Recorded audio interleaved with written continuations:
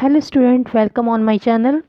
और जैसे कि हम लोग यहाँ पे यूनिट 10 पढ़ रहे थे, तो यूनिट 10 जो हमारा है इंक्लूसिव एजुकेशन, उसके और टॉपिक जो आपके हैं वो कवर हो चुके हैं। आज का जो टॉपिक है वो है 2005 में जो एनसीएफ बना था, जो आपका एनसीएफ बना है 2005 में, तो उसमें जो इंक्लूसिव एजुकेशन में क्या उसके लिए क्या प्रावधान किए गए हैं, क्या नियम बनाए गए हैं 2005 के एनसीएफ में बताए गए हैं, उसके बारे में हम लोग आज पढ़ेंगे। तो चलिए इसको शुरू करते हैं। पहला है जैसे पॉइंट है आपका कि नेशन करिकुलम फ्रेमवर्क यानी कि एनसीएफ 2005 यानी कि राष्ट्रीय पाठ्यचर्या रूपरेखा 2005 कहते हैं इसको। और ये मानव संसाधन विकास मंत्रालय की पहल पर प्रख्यात शिक्षाविद प्रोफेसर यशपाल ने इसका पूरा विवरण तैयार कराया था, और उनका इसमें बहुत बड़ा रोल था, इस बहुत बड़ी भूमिका थी इस करिकुलम को बनाने में। ठीक है, तो ये आप नाम ध्यान रखेंगे।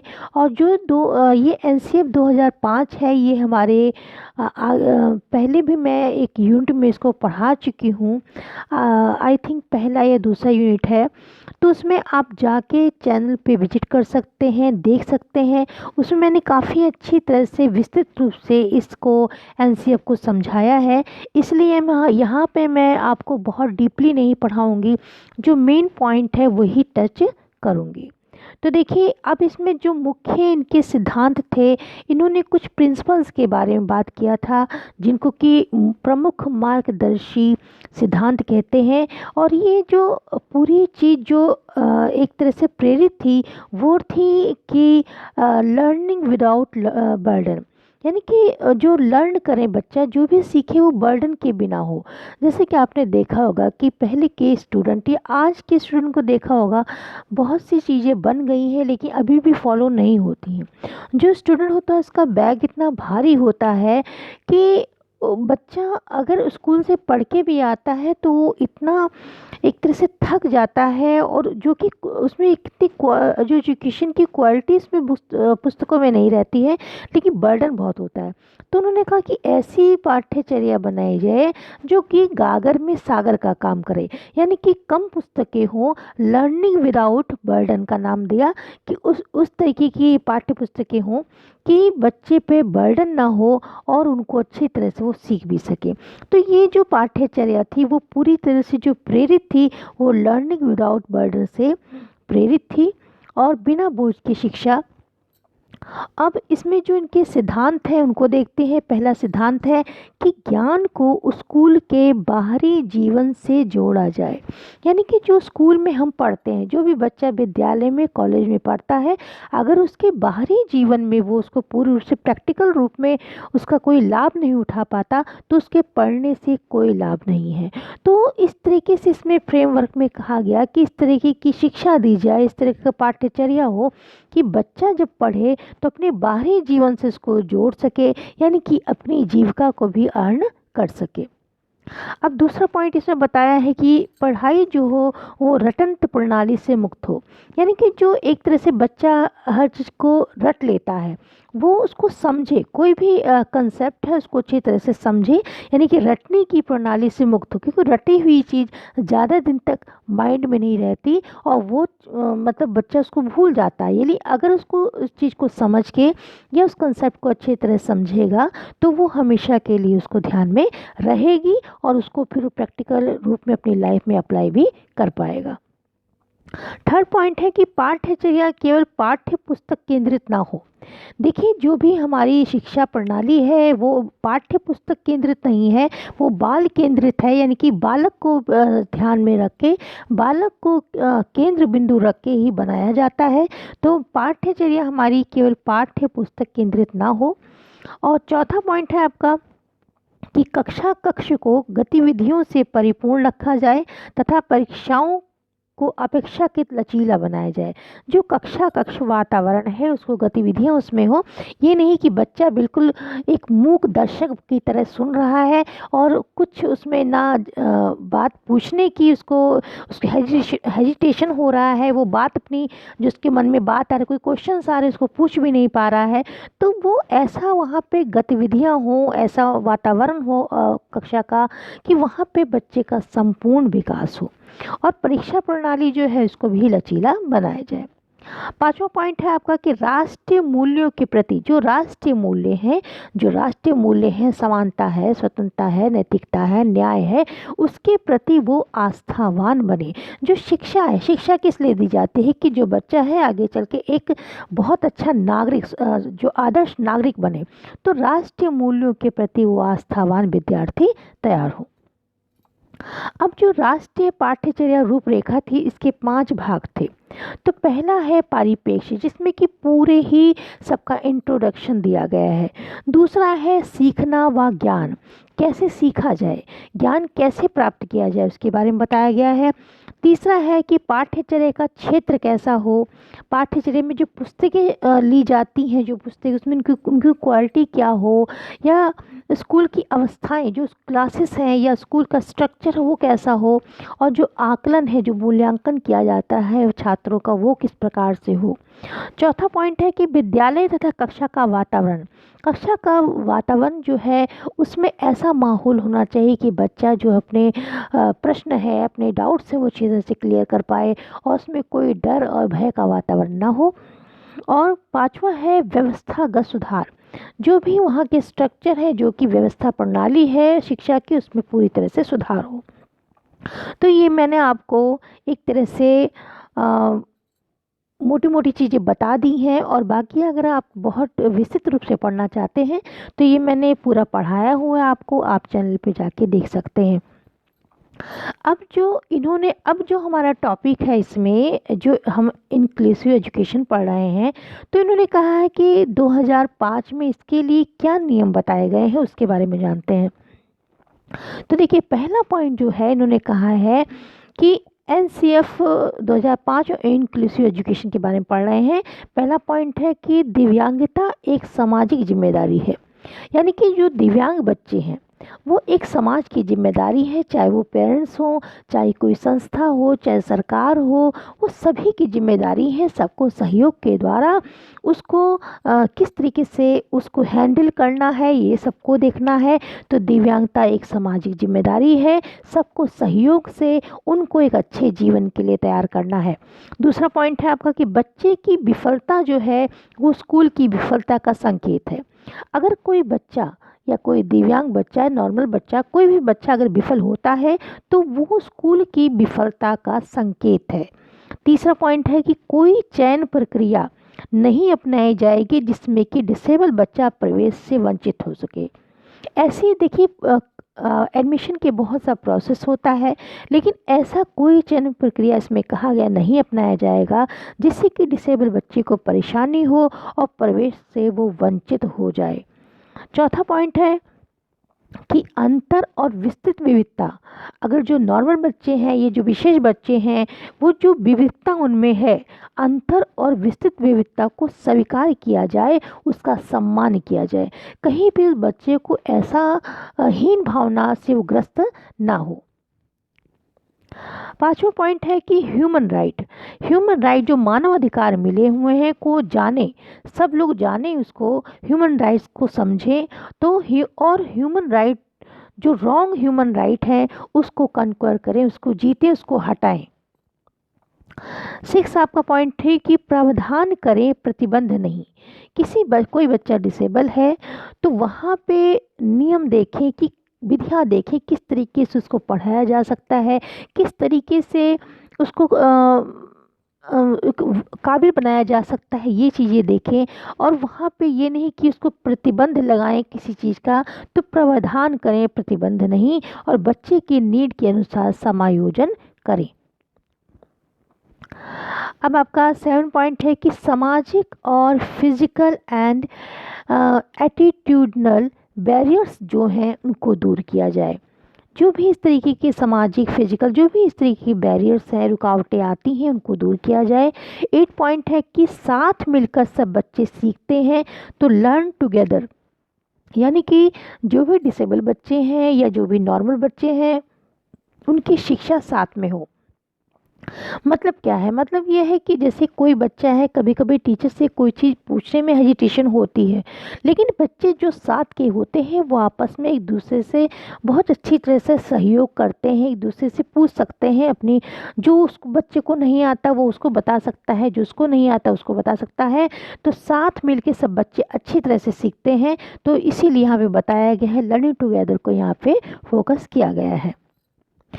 और इससे प्रत्येक बच्चे को फ़ायदा होता है। अब 9 पॉइंट है आपके कि साझेदारी। साझेदारी का मतलब जो पार्टनरशिप होती है वो हमारी ताकत है, क्योंकि कोई भी कार्य, चाहे समाज हो चाहे राष्ट्र हो, कहीं पे भी बिना साझेदारी के, बिना पार्टनरशिप के कोई भी समाज और राष्ट्र तरक्की नहीं कर सकता है। जैसे कि इसमें बताया है साझेदारी का, स्कूल और कम्युनिटी यानी कि सुधार, समुदाय और स्कूल में सहयोग हो, साझेदारी हो, और स्कूल और टीचर में हो, आपस में जब वो सहयोग से कार्य होगा, किसी भी स्कूल में जब टीचर अच्छी तरह से सहयोगात्मक रूप से कार्य करेगा तो वो स्कूल भी अच्छी तरह से उन्नति करेगा। टीचर और चिल्ड्रन का सहयोग हो, टीचर चिल्ड्रन से सहयोग करे, टीचर अगर बच्चे को कुछ नहीं आ रहा हो तो टीचर से पूरी तरह से सहयोग ले। चिल्ड्रन और चिल्ड्रन का हो, यानी कि बच्चे आपस में बच्चों का सहयोग करें।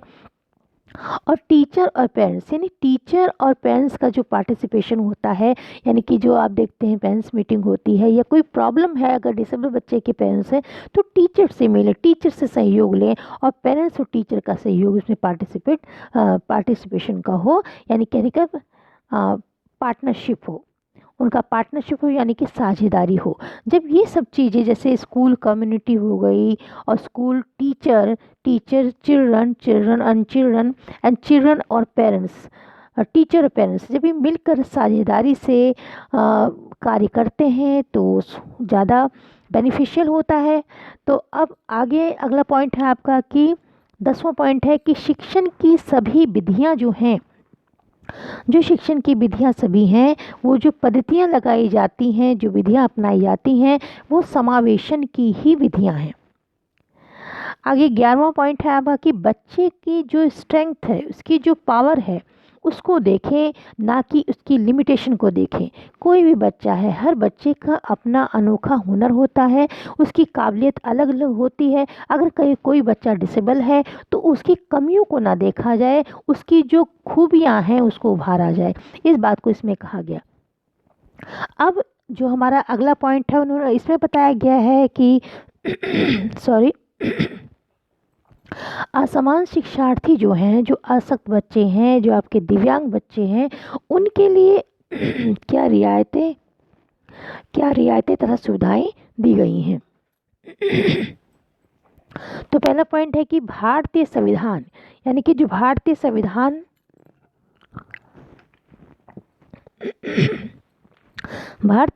दिव्यांगों को भी समाज की मुख्य धारा से जोड़ने के लिए बहुत सी पॉलिसी बनाई गई हैं। जो भारतीय संविधान है वो दिव्यांगों को समाज की मुख्य धारा से जोड़ने के लिए बहुत सी पॉलिसी बनाई है, तथा विभिन्न प्रकार की रियायतें और सुविधाएं भी दी गई हैं। अब उनके बारे में जानते हैं कि वो सुविधाएं क्या हैं। पहला पॉइंट है कि दिव्यांग लोगों को शिक्षा के उपरांत, जो दिव्यांग बच्चे हैं, जो व्यक्ति हैं, उनको शिक्षा के उपरांत सब रोजगार, यानी कि अपने रोजगार के लिए राष्ट्रीय दिव्यांग व वित्तीय विकास नियम, जिसको कि हम NHFDC के नाम से जानते हैं, उसमें छूट दी जाए। साथ साथ अगर उनको कोई ऋण चाहिए तो उसकी भी सुविधा उनमें दी जाए। दूसरा पॉइंट है कि संविधान के अनुच्छेद 21A के अंतर्गत शिक्षा को मौलिक अधिकार माना गया है, कहा गया है। तो अधिकार को मानकर अधिनियम 26 के अंतर्गत दिव्यांग जो बच्चे हैं उनको मुफ्त शिक्षा, अनिवार्य शिक्षा तथा उनकी हायर एजुकेशन के लिए 3% की छूट की व्यवस्था की जाए। ठीक है। और मैंने कई बार आपको बताया है कि जिस तरीके से नॉर्मल बच्चों को 14 साल तक की शिक्षा फ्री है, वैसे ही दिव्यांग बच्चों के लिए 18 साल की शिक्षा फ्री है। इस बात को आप ध्यान में रखिए। तीसरा पॉइंट है कि सर्व शिक्षा अभियान जो SSA के अंतर्गत जो अक्षम बच्चे हैं, छात्र हैं, को भी मुख्य शिक्षा से जोड़ने का प्रयास किया गया। 4 पॉइंट है कि integrated education for the disable children योजना में दिव्यांगों को उपकरण खरीदने के लिए, जो भी उनको उपकरण की ज़रूरत है, सुविधाओं की ज़रूरत है, खरीदने के लिए स्कूलों में 100% सहायता प्रदान की जाती है। अब 5वां पॉइंट है आपका कि दिव्यांग छात्रों को, जो दिव्यांग छात्र हैं, उनको विद्यालय के समय, कभी वो समय पे, जैसे विद्यालय होता है एक प्रॉपर समय होता है कि बच्चों को इतने बजे पहुंचना है, अगर वो विद्यालय पे उनके विद्यालय समय पे नहीं आ पा रहे हैं, वो परीक्षाओं के समय में भी उनको छूट होती है, विद्यालय के समय में भी उनको ढील दी जाती है, छूट दी जाती है, पाठ्यक्रम तथा मूल्यांकन प्रणाली में भी उनको छूट देने का प्रावधान किया गया है। आपका 6 पॉइंट है कि दिव्यांग बच्चों को स्कूल जाने के लिए मुफ्त परिवहन सुविधा, यानी आने जाने की मुफ्त सुविधा भी दी जाती है। 7 पॉइंट है कि दिव्यांग बच्चों के लिए एक भाषा कैलकुलेटर का प्रयोग और क्लॉक टेबल का भी प्रयोग की छूट होती है। और एक बात और कि अगर कोई बच्चा लिख नहीं पाता है तो उसको लेखक की भी सुविधा दी जाती है। और तो ये सारी सुविधाएं दिव्यांग बच्चों को दी जाती हैं। 8वां पॉइंट है कि छात्रों के लिए विशेष शिक्षक की व्यवस्था, जैसे स्पेशल चाइल्ड हैं तो जो उनके टीचर हैं उनको भी किस तरीके से एक अच्छा अलग से प्रशिक्षण दिया जाता है कि ऐसे बच्चों को कैसे वो पढ़ाएं, कैसे हैंडल करें। अब 9 पॉइंट है आपका, 9 पॉइंट है कि दिव्यांग छात्र जिनकी की दिव्यांगता अधिक है, जो ज़्यादा डिसेबल की जो ज़्यादा डिसेबल हैं, उनकी दिव्यांगता अधिक है, उन्हें विद्यालयों में उनकी व्यक्तिगत कार्यों के लिए, जैसे अपने व्यक्तिगत कार्य वो नहीं कर पाते हैं तो उनकी व्यक्तिगत कार्यों की में सहायता करने के लिए आया या नौकर की भी व्यवस्था की जाए। 10वां पॉइंट है कि उपचार की व्यवस्था। कुछ ऐसे बच्चे होते हैं कि जिनको उपचार की आवश्यकता पड़ती है, उनकी शारीरिक व्यवस्था को देखते हुए उन्हें बार बार बाहर ले जाना संभव नहीं है, उसके लिए कई बार विद्यालय में ही उन्हें उपचार की भी सुविधा दी जाती है। और विशेष कक्षाओं का प्रावधान किया गया है, यानी कि जो वे छात्र जो नियमित कक्षाओं में नहीं बैठ सकते हैं, उन्हें कम समय वाली इन कक्षाओं में बैठकर अध्ययन कर सकते हैं। तो माय डियर स्टूडेंट, यहाँ पे ये टॉपिक आपका ख़त्म हो गया है और जो इंक्लूसिव एजुकेशन का जो ए पार्ट है वो पूरी तरह से आपका फिनिश हो गया है। अब हम बी पार्ट पढ़ेंगे। सो अगर आपको कोई इसमें चीज़ दिक्कत है, कोई समझ नहीं आया, तो आप कमेंट के द्वारा बता सकते हैं। So thanks for watching.